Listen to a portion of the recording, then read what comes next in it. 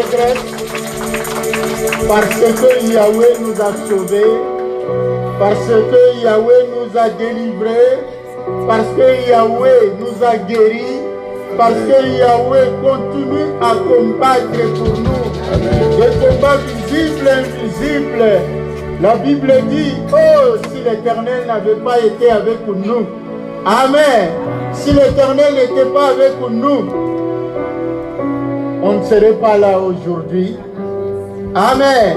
Les ennemis nous auraient engloutis tout vivant.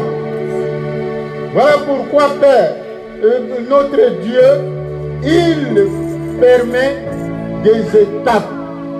Nous continuons avec notre plan de rédemption. Bien sûr, nous sommes en train d'atterrir. Aujourd'hui, le plan de rédemption, c'est un plan d'alliance. Amen. Dieu a fait alliance avec nous. Vous pouvez vous asseoir, que Dieu vous bénisse. Dieu a fait alliance avec son peuple. Dieu a fait alliance avec Abraham.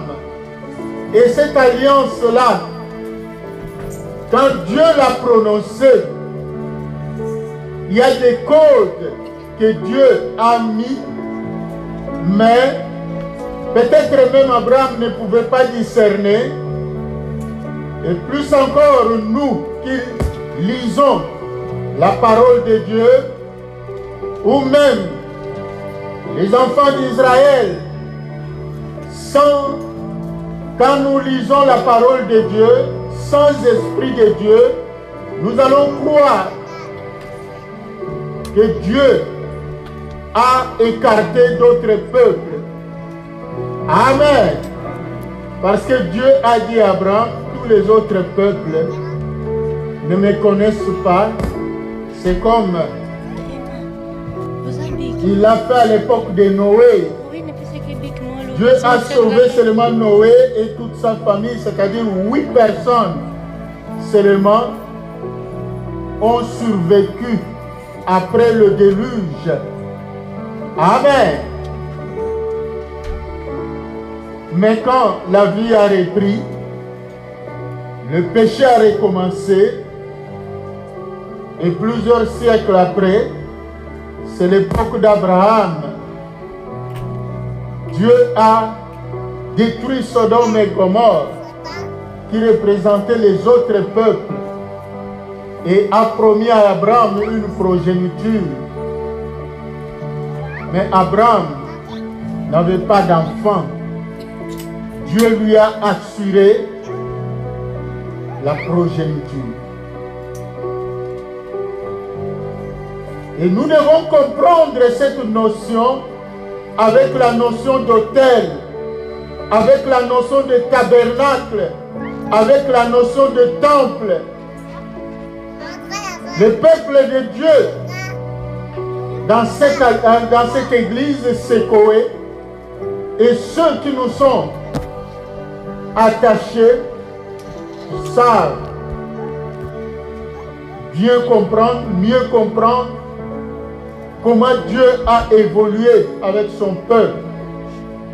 Nous avions expliqué qu'au début, c'était la notion d'autel.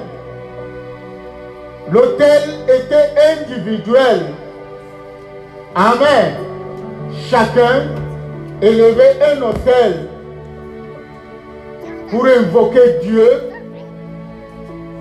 Chacun élevait un autel sur lequel il devait offrir le sacrifice. Si nous commençons de la Genèse jusqu'à partir de la Genèse, jusqu'avant la loi de Moïse, on va se demander, mais qui disait à ces gens-là qu'il fallait un autel?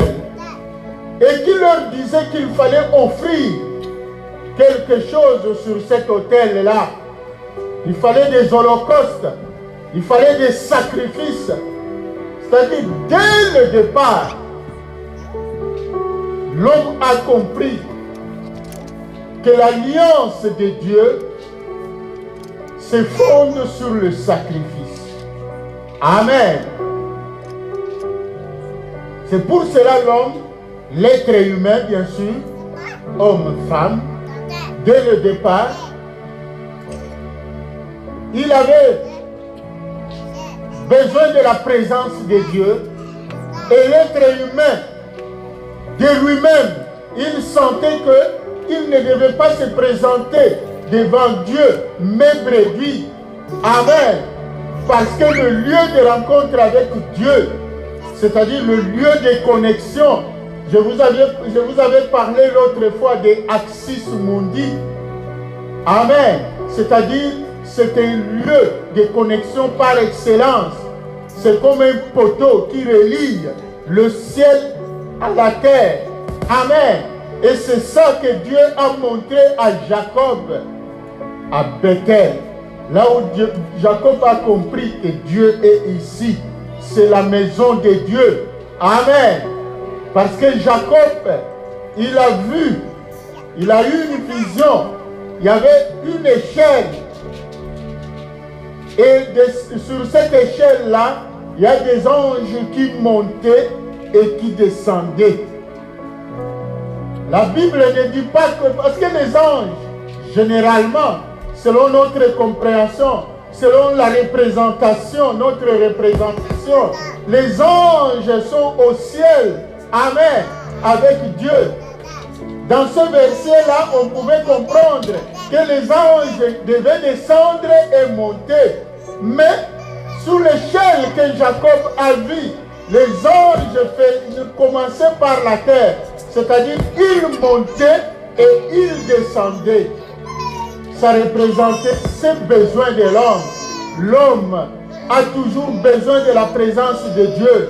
L'homme a toujours besoin d'élever des prières vers Dieu et attendre de Dieu des solutions. Amen. Et c'est ça la notion d'alliance.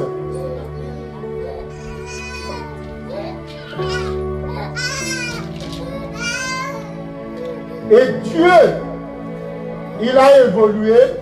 La notion d'autel, comme je l'ai dit, était individuelle. C'est la dimension individuelle de la relation avec Dieu. Mais Dieu a évolué à la montagne de Sinaï. C'est là la notion d'assemblée. Amen. Est née. Et on est passé de l'autel au tabernacle.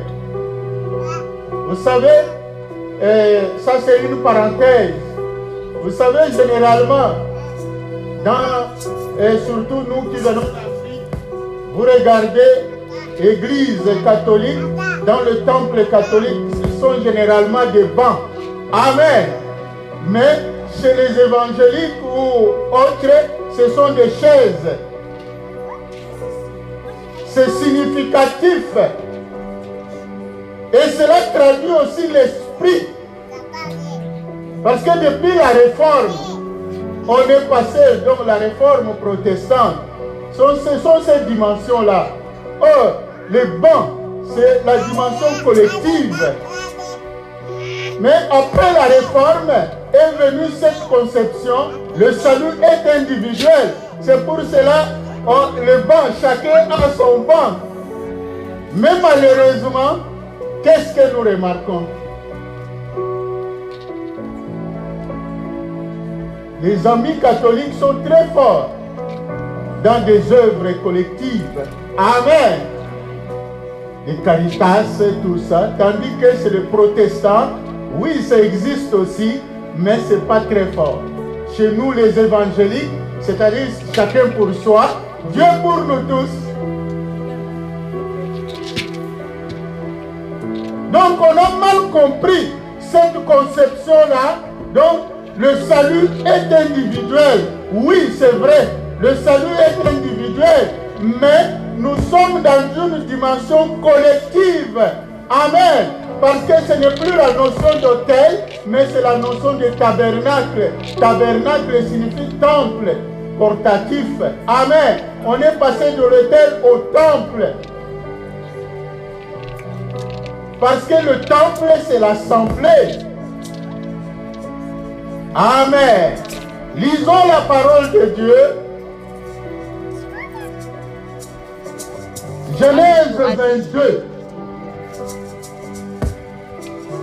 À partir du premier verset, le berger peut nous lire.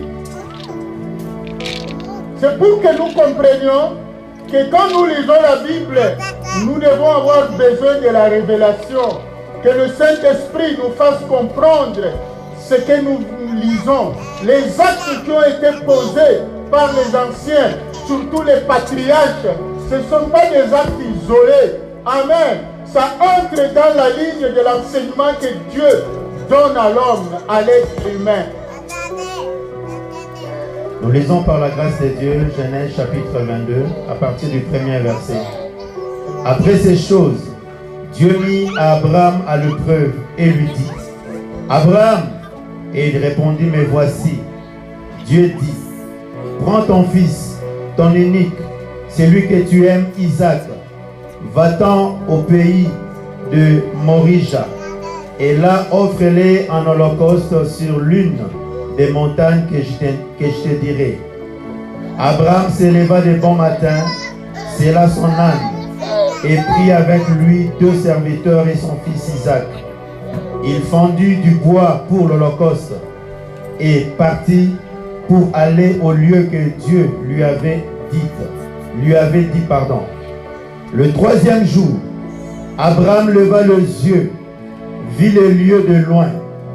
Et Abraham dit à ses serviteurs, restez ici avec l'âne, moi et le jeune homme, nous irons jusque-là pour adorer et nous reviendrons auprès de vous. Abraham prit le bois pour l'holocauste, le chargea sur son fils Isaac. Il porta dans sa main le feu et le couteau, et ils marchèrent tous deux ensemble. Alors Isaac parla à Abraham, son père, dit, mon père. Et il répondit, mais voici mon fils.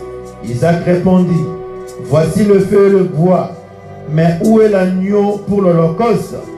Abraham répondit, mon fils, Dieu se pourvoira lui-même de l'agneau pour l'holocauste. Et ils marchèrent tous deux ensemble. Lorsqu'ils furent arrivés au lieu que Dieu lui avait dit, Abraham y éleva un autel et rangea le bois. Il lia son fils Isaac et le mit sur l'autel par-dessus le bois. Puis Abraham étendit la main et prit le couteau pour égorger son fils. Alors l'ange de l'Éternel appela de cieux et dit, Abraham, Abraham. Et il répondit, mais voici. L'ange dit, n'avance pas ta main sur l'enfant et ne lui fais rien, car je sais maintenant que tu crains Dieu et que tu ne m'as pas refusé ton fils, ton unique. Abraham leva les yeux et vit derrière lui un bélier retenu dans un buisson par les cornes. Et Abraham alla prendre le bélier et l'offrit en holocauste à la place de son fils. Abraham donna à ce lieu le nom de Jéhovah-Jireh. C'est pourquoi l'on dit aujourd'hui, à la montagne de l'Éternel, il sera pourvu. L'ange de l'Éternel appela une seconde fois Abraham de cieux et dit, je le jure par moi-même, parole de l'Éternel, parce que tu as fait cela et que tu n'as pas refusé ton fils, ton unique, je te bénirai et je multiplierai ta postérité comme les étoiles du ciel et comme le sable qui est sur le bord de la mer, et ta postérité possédera la porte de ses ennemis. Toutes les nations de la terre seront bénies en ta postérité, parce que tu as obéi à ma voix. Alléluia. Acclamons le Seigneur notre Dieu. Le Seigneur nous a conduits à prendre ces cas pour illustrer notre enseignement. Dieu a dit à Abraham, quitte ton pays, le pays des Our. Amen. Il lui a dit, va dans le pays que je t'indiquerai. Donc le pays des Canaan. À cette époque-là, à en croire les études qui sont menées, le pays de Our était très fertile. Amen. Mais le pays de Canaan où Dieu a envoyé Abraham était sec. Mais Abraham a obéi. Il a tout laissé. Ses champs, ses bétails. Il est parti. Arrivé là-bas, Abraham s'est installé sur les chaînes de Mamré. Nous connaissons cette histoire, on a parlé de Tamaris. Parce que cet événement vient juste après l'alliance qu'Abraham a signée avec Abimelech. Et Abraham a offert 7 brebis. Et il a planté là un arbre appelé Tamaris. Pourquoi il a planté l'arbre là? Était pour se rappeler de l'alliance. Amen. Que Abraham a fait avec un roi étranger, parce qu'Abraham était sur une terre étrangère. Ce n'était pas sa terre natale. Amen. Et la Bible dit, après cela, Dieu est apparu à Abraham. Il lui a demandé de lui offrir un fils. Parce que là, Abraham a déjà eu Ismaël. Et Dieu a déjà demandé d'écarter Ismaël et sa mère Agar. Amen. Et Isaac était déjà né. Et Dieu était en train maintenant, dans ce processus, d'établir une alliance perpétuelle. Et Abraham, pour aller sacrifier son fils, le fils unique, c'est-à-dire le fils de la promesse, le fils qu'il a eu avec sa femme légitime, Sarah, l'unique fils, tant recherché, Abraham, il a pris le bois. Amen. Il a pris le feu, je ne sais pas si c'était une forme d'allumette ou quoi. C'est-à-dire quelque chose qui devait permettre d'allumer le feu. Et il a pris le couteau. C'est symbolique. Ça montre la notion d'assemblée que le chrétien, aujourd'hui, dans notre marche avec Dieu, nous avons besoin du bois. Nous avons besoin de bois. Nous avons besoin du feu. Nous avons besoin du couteau. Amen. Le couteau, c'est vrai, c'est la parole de Dieu, l'épée de Dieu. Mais ici, le couteau, c'est la notion de sacrifice. C'est-à-dire qu'on ne peut pas marcher avec Dieu si on n'est pas prêt à faire des sacrifices. Amen. C'est ça. Le bois, c'est la notion de l'assemblée. Tu ne peux jamais mener une vie chrétienne seule. Amen. Vous savez, quand vous allumez le feu, les bois, on les met ensemble pour que le feu soit fort. Amen. Mais si on commence à retirer chaque bois à part, on n'aura que le résultat. Le feu aura tendance à s'éteindre. C'est ça la notion de la vie chrétienne. Et le feu, c'est le Saint-Esprit. Amen. Le Saint-Esprit agit en toi. Tu as le Saint-Esprit. Mais pour que le Saint-Esprit puisse se manifester puissamment en toi, il faut que tu sois dans une assemblée avec les autres bois, parce que tu fais partie de ces bois-là. Quand les bois sont ensemble, dans l'unité. Amen. Le feu va s'allumer. Et le couteau, c'est le sacrifice. Dieu voulait le donner. Donc parmi les leçons, ce n'est pas le seul enseignement qu'on tire de ça. Vous savez, un passage biblique, le Seigneur peut nous donner plusieurs révélations. Amen. C'est pour cela que Jésus a dit, mes paroles sont, et ma parole est esprit et vie.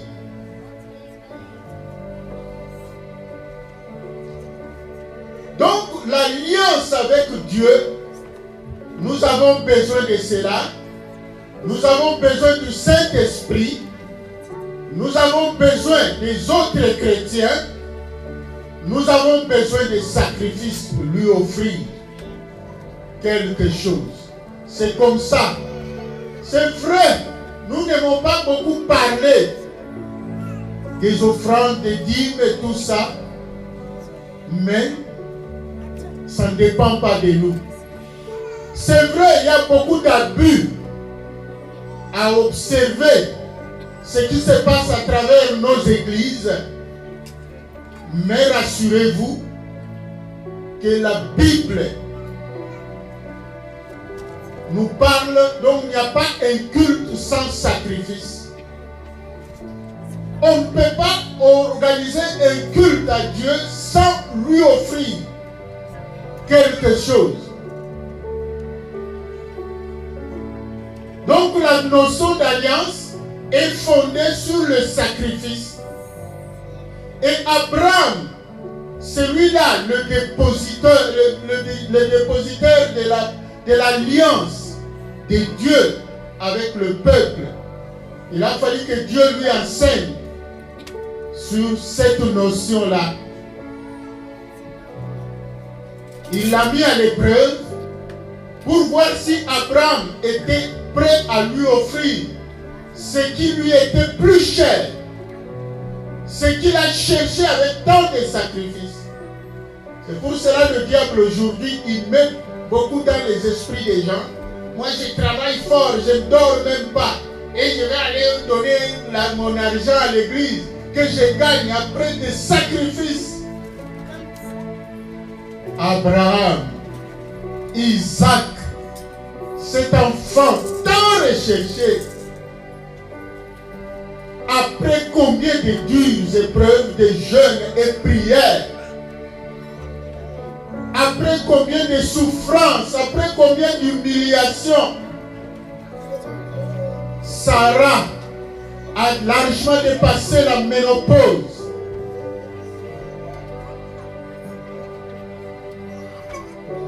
Et à une période inespérée, Dieu a donné Isaac. Isaac grandissait et selon les écrits, Isaac avait à peu près 12-13 ans. Amen. Et Dieu lui dit, offre-moi cet enfant-là. Abraham n'a pas hésité. Au fait, Dieu voulait amener Abraham à comprendre cette dimension-là de sacrifice, qu'il n'y a pas alliance. Tu ne peux pas dire être en alliance avec Dieu si tu n'es pas prêt à offrir à Dieu.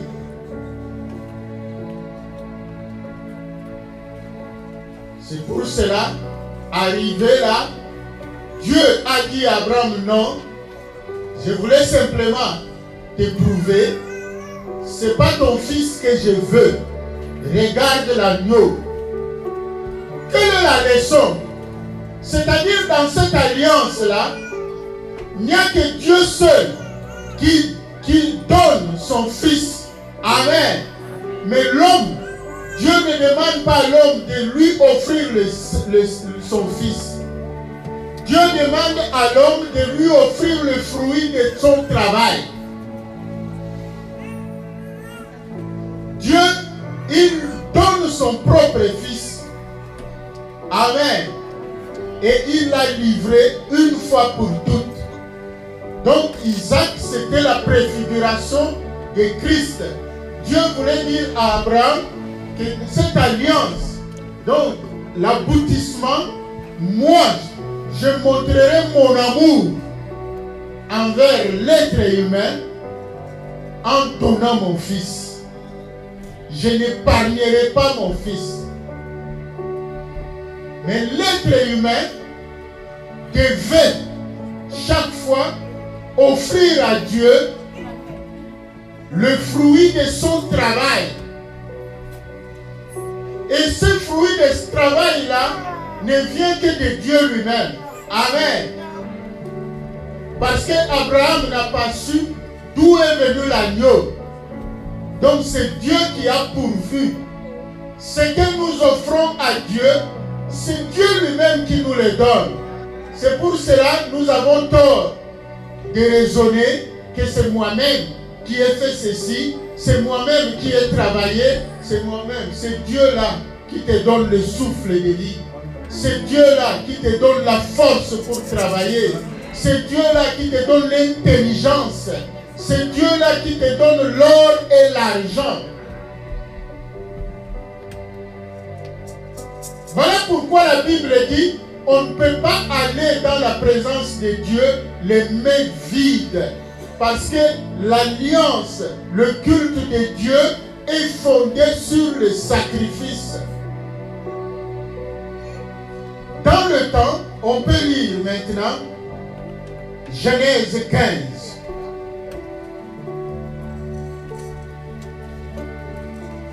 Du 1er au 15e verset.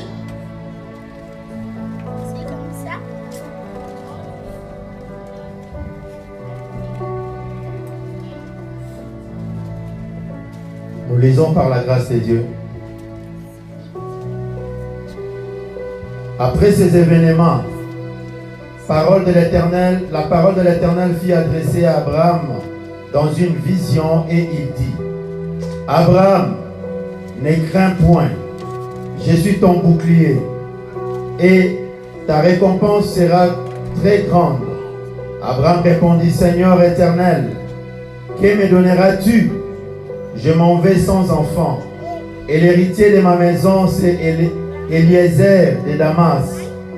Et Abraham dit: Voici, tu ne m'as pas donné de postérité, et celui qui est né dans ma maison sera mon héritier. Alors la parole de l'Éternel lui fit adresser ainsi: Ce n'est pas lui qui sera ton héritier, mais c'est celui qui sortira de tes entrailles qui sera ton héritier. Et après l'avoir conduit dehors, il dit: Regarde vers le ciel et compte les étoiles, si tu peux le compter. Et il lui dit: Telle sera ta postérité. Abraham eut confiance à l'Éternel, qui le lui imputa à justice. L'Éternel lui dit encore: Je suis l'Éternel qui t'a fait sortir de Ur en Chaldée pour te donner en possession ces pays. Abraham répondit: Seigneur l'Éternel, à quoi connaîtrai-je que je les posséderai? L'Éternel lui dit: Prends une génisse de 3 ans, une chèvre de 3 ans, un bélier de 3 ans, une tourterelle et une jeune colombe. Abraham prit tous ces animaux, les coupa par le milieu et mit chaque morceau l'un vis-à-vis de l'autre. Mais il ne partagea point les oiseaux. Les oiseaux de proie s'abattirent sur le cadavre et Abraham le chassa. Au coucher du soleil, un profond sommeil tomba sur Abraham et voici, une frayeur et une grande obscurité vers l'assaillir. Et l'Éternel dit à Abraham: Sache que tes descendants seront étrangers dans un pays qui ne sera point à eux. Ils y seront asservis et on les opprimera pendant 400 ans. Mais je jugerai la nation à laquelle ils seront asservis et ils sortiront ensuite avec des grandes richesses. Toi, tu iras en paix vers tes pères. Tu seras enterré après une heureuse vieillesse. Amen. Amen. Acclamons le Seigneur notre Dieu. Donc, Abraham, quand Dieu l'a fait partir de Our, il l'a amené à Canaan. Dieu a commencé à l'enseigner par des actes. Dieu a fait alliance avec Abraham. Il a demandé à Abraham de lui offrir des animaux. Amen. Tel qu'on nous a cité là. Telle sorte d'animal, telle sorte d'animal. Tu prendras tel nombre, et tu vas m'offrir. Mais Dieu ne peut pas manger la nourriture humaine. Amen. À l'époque, tout ce qu'on offrait sur l'autel, on laissait, comme ça les oiseaux du ciel venaient s'abattre sur ça. Ça pourrissait. Amen. Mais avec la notion du temple, c'est là que Dieu va se choisir une catégorie des gens, donc de la famille des Lévites. Les Lévites, les sacrificateurs. Et c'est là que Dieu va instituer. Lisez vraiment le livre des Lévitiques, le livre des Nombres, vous découvrirez cette richesse-là. C'est là que Dieu va instituer que désormais, tout ce qui sera offert à l'Éternel, moi je donne aux sacrificateurs. Amen. Beaucoup d'enfants de Dieu tombent dans le piège du diable avec des murmures qui boudent. C'est vrai, on peut avoir raison. On dit, mais voilà, le pasteur, il prospère. Donc c'est nous qui lui donnons ça. Moi je vous dis, ça ne dépend ni de moi ni de vous. Amen. À moins que tu ne crois pas. Mais si tu crois en Dieu, tu dois te soumettre à ça. Sinon ta foi n'a pas de sens. Parce que nous les chrétiens, nous aimons plus les avantages. Mais le sacrifice, nous n'aimons pas. C'est pour cela.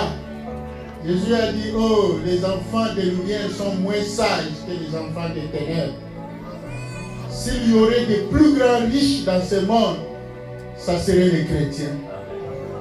Mais malheureusement, Dieu dit, oh, si tu étais attentif à ma voix, ton bonheur serait comme le fleuve. C'est là que le diable bloque le chrétien. Le chrétien plein de zèle pourtant. Le chrétien plein de foi. Mais le chrétien, dans des questions matérielles, le chrétien préfère abandonner la parole de Dieu et commencer à se livrer au raisonnement humain.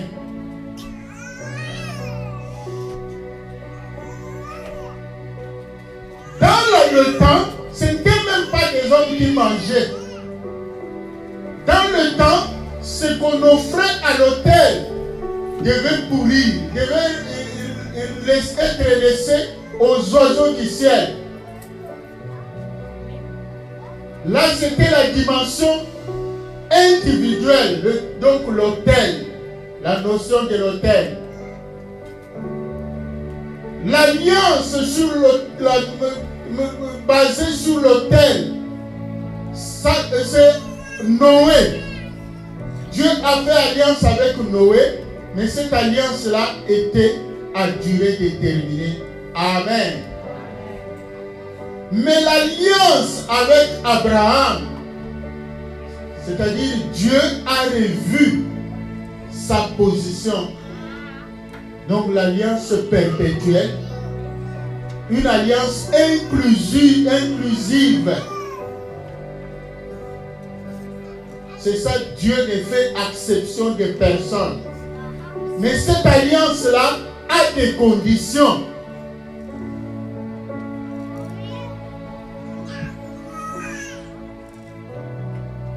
Donc Dieu, après avoir institué le tabernacle, il a dit non, tout ce qui sera offert sur l'autel de Dieu, dans le temple et dans le tabernacle, je donne cela aux sacrificateurs.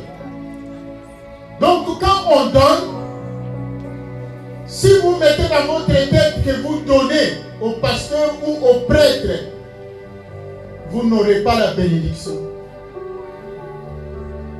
Parce que ce n'est pas un homme qui a institué cela, c'est Dieu.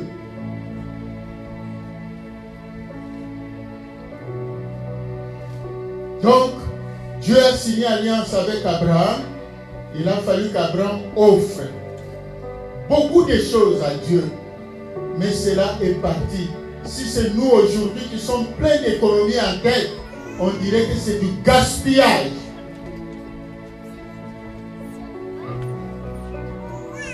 Mais c'est la loi de Dieu. Que voulez-vous que ça soit comme ça? Mais après, Dieu a voulu que ça ne soit plus les oiseaux du ciel qui puissent manger cela, mais que ce soit les humains. Amen. Pose la question au voisin. Pour toi, si on te demandait de choisir, tu aimeras que les oiseaux mangent ou bien que le pasteur mange?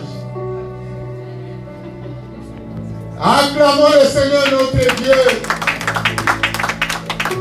Oui, quand les gens boudent, c'est ça que ça signifie spirituellement. Le diable va vous accuser parce que vous ne voulez pas que le prêtre mange, mais vous voulez que les oiseaux mangent. Parce qu'il faut offrir à Dieu. Et c'est là que Dieu, avec la loi de Moïse, Dieu a fait couler cela sous forme de loi. Parce que la dîme, c'est Abraham qui a offert pour la première fois dans la Bible. C'est lui. Et c'est comme ça que Jacob va donc à Bethel, là où il s'est rendu compte que Dieu est ici. Ça s'appelait Luz à l'époque. Et c'est là que Jacob va faire un vœu à Dieu. Seigneur, je te donnerai le 10e de tout ce que je recevrai. Voilà, plus tard, avec Moïse, c'est ça qui sera coulé sous forme de loi, la dîme, le 10e. Et vous verrez qu'il y a plusieurs sacrifices. Dîme, ça vient du mot aussi redimere en latin. C'est la dîme, redimere signifie rédemption. Amen. Rédemption, on avait défini, rédemption signifie rachat. Rédemption sans rançon, ce n'est pas une rédemption. La rédemption, il faut qu'il y ait une rançon. Et pour nous, Dieu a déjà payé. Il a donné son Fils.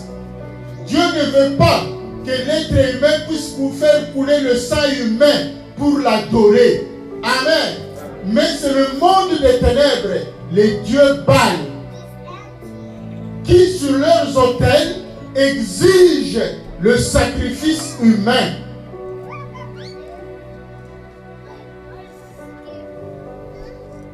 Alors lorsque toi tu donnes ta dîme, lorsque toi tu offres à Dieu, c'est une réponse, c'est une protection spirituellement, parce que la dîme fait partie de l'alliance avec Dieu. Donc ça montre que moi, je ne peux plus être sacrifié parce que Jésus, Dieu a déjà donné le sacrifice pour moi. Parce que le monde des ténèbres exige les sacrifices humains.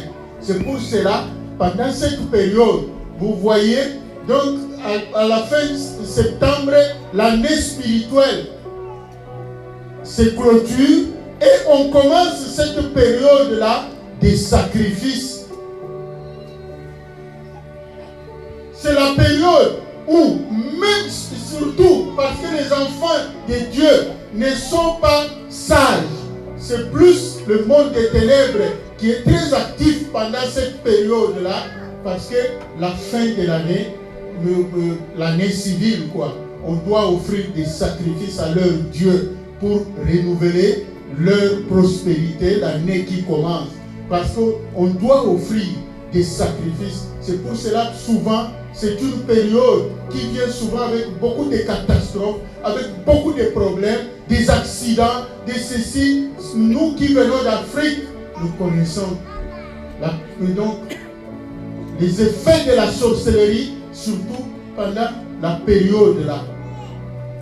C'est pour cela qu'on demande aux enfants de Dieu d'être vigilants. Amen.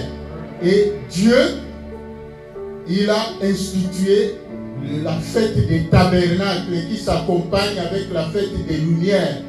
Les lumières, c'est ça qui vient la naissance de Jésus-Christ. Amen. Parce que Jésus-Christ, c'est une réponse au monde. Que la vraie lumière, c'est lui. C'est parce que le monde croit être lumière qui est lumière. C'est pour cela que Dieu a choisi que son fils vienne naître pendant cette période-là. Et nous entrons dans cette période de l'Avent. Donc on doit se préparer. Donc on doit célébrer les tabernacles. On doit offrir à Dieu. En Israël, selon la loi de Moïse, donc la fête des tabernacles, on peut lire Deutéronome chapitre 16, 13 à 16.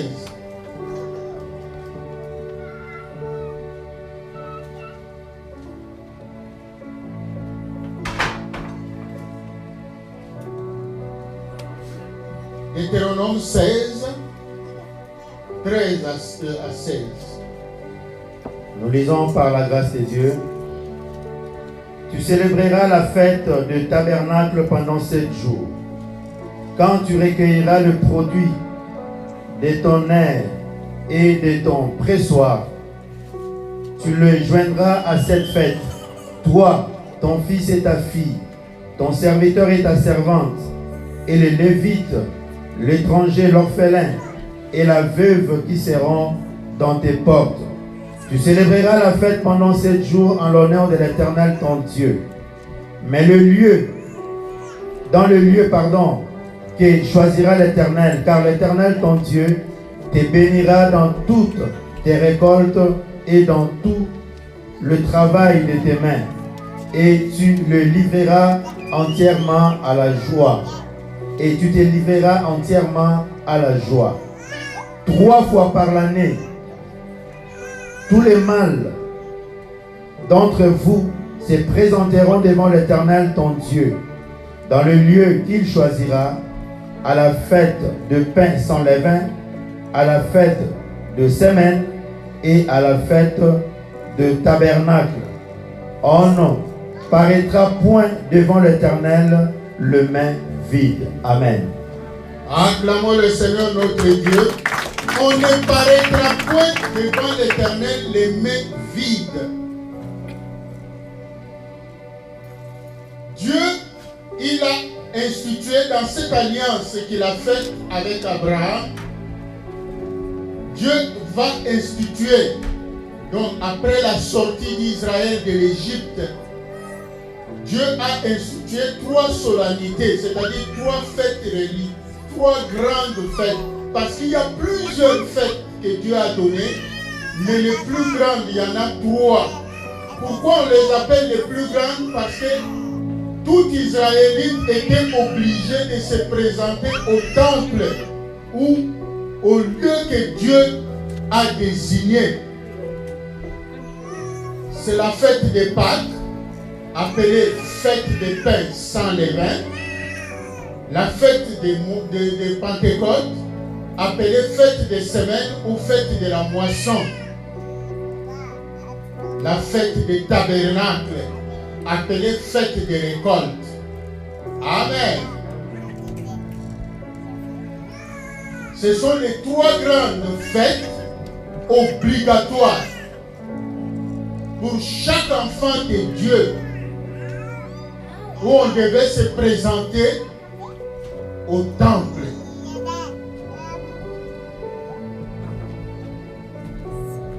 La Pâque, vous savez, c'est pour se souvenir. Donc, en soi, toutes les 3 fêtes ont comme pour point commun se souvenir qu'on était esclaves, mais Dieu nous a libérés, il nous a délivrés, il nous a sortis de l'esclave. Mais la Pâque, c'est ça, la libération, la sortie d'Israël de l'Égypte, et pour nous les chrétiens, la résurrection de Christ. La fête des semaines, c'est la fête de la moisson, où le peuple devait consacrer à Dieu la moisson, devait moissonner. Au fait, moisson et récolte, c'est la même chose, mais la nuance, c'est quoi? Vous avez récolté, amen. C'est-à-dire, avant de récolter, vous célébrez Dieu. Vous offrez la dîme, amen. Donc la première récolte. Pardon, vous offrez les prémices. Ce sont les premières récoltes, les premiers fruits de votre travail. Amen. Laissez les amis calmes, ne vous en faites pas. Et maintenant, la fête des tabernacles, c'est ça, vous avez récolté. Il faut prendre possession. Il faut jouir de cette récolte-là. Il faut célébrer Dieu pour que l'année qui va venir, que Dieu puisse encore faire plus. Et le symbole en Israël, c'était la pluie. Amen. C'est pour cela les enfants d'Israël, à la fête qu'on appelle fête des Sukkot. Amen. Ils vont symboliquement, dans le judaïsme par exemple, le sacrificateur ou le responsable, il prend un peu d'eau, amen, qu'il va déverser symboliquement sur la récolte. Pour dire que Seigneur, nous te remercions parce que toute l'année tu nous as bénis, tu nous as fait tant de bien et nous sommes venus t'offrir le fruit de notre travail. Mais cette eau que nous déversons, ça signifie demande. Amen. Qu'il y ait encore beaucoup de pluie. Donc c'est là où on parle de la pluie de la première et de l'arrière-saison. Donc c'est la fête où on vient reconnaître, oui, nous étions esclaves, nous étions malades, nous étions ceci, mais Dieu nous a délivrés. C'est le témoignage comme le berger nous l'a enseigné. Amen. On témoigne Dieu, pas seulement par des paroles, par des actes. On apporte des dîmes, des offrandes, parce qu'on a fini la récolte. Maintenant, on peut calculer la dîme. Amen. À la moisson, on a donné la prémisse.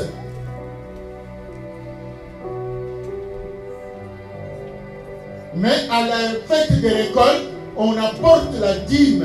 On apporte des offrandes à Dieu. C'est signe que Seigneur, nous sommes reconnaissants, mais nous te demandons encore pour les années à venir, donne-nous. Amen.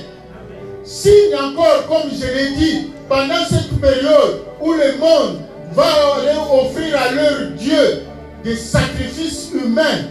Amen. Nous offrons à notre Dieu le fruit de notre travail. Parce que notre Dieu nous a interdit d'offrir le sacrifice humain.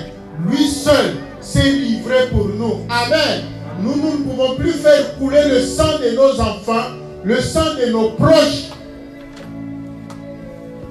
Et c'est aussi un langage qui montre que moi, je ne serai pas sacrifié. je mourrai de la mort naturelle de Dieu. Amen. Mais je ne mourrai pas de cette mort-là que quelqu'un veut me sacrifier. Mon mari, ma femme, mes enfants ne seront pas sacrifiés. Ce sont ces actes que nous posons. C'est ça l'alliance avec Dieu. Acclamons le Seigneur notre Dieu. Voilà, bien aimé, comment le chrétien doit se comporter. Comment le chrétien vit dans son alliance avec son Dieu. C'est très important. On a déjà enseigné la signification de la dîme, la signification de l'offrande, la signification des prémices, la signification des actions de grâce, la signification des libéralités, l'aumône, tout ça, on a déjà enseigné. Amen. Et ensuite, Dieu a institué cela parce que on doit trouver des occasions où le peuple de Dieu doit manger ensemble. Amen. Voilà la Sainte Seine. C'est pour cela que Christ, il a dit, donc lui, il est venu, pas pour que chacun pour soi. Amen. Il est venu sceller cette dimension de l'assemblée, la dimension collective. Donc nous devons, c'est lui notre Pâques, notre vrai Pâques. Nous devons le célébrer ensemble, manger la Pâques ensemble, manger la Sainte Seine ensemble. On vient manger et boire dans la présence de Dieu. Ça symbolise, nous scellons, nous croyons, nous reconnaissons le sacrifice de Jésus-Christ pour nos vies. Amen. Non seulement pour notre salut, mais aussi pour nos bénédictions. Nous reconnaissons le sacrifice de Christ. C'est pour cela que nous participons à la Sainte Seine, le repas d'ensemble. Acclamons le Seigneur notre Dieu. Voilà, bien aimé. Donc le plan de rédemption, son aboutissement, c'est l'alliance avec Dieu. Nous devons marcher dans cette alliance avec Dieu. C'est une alliance de paix, c'est une alliance de salut, c'est une alliance de protection, c'est une alliance de bénédiction, c'est une alliance de grâce. Que Dieu bénisse sa parole.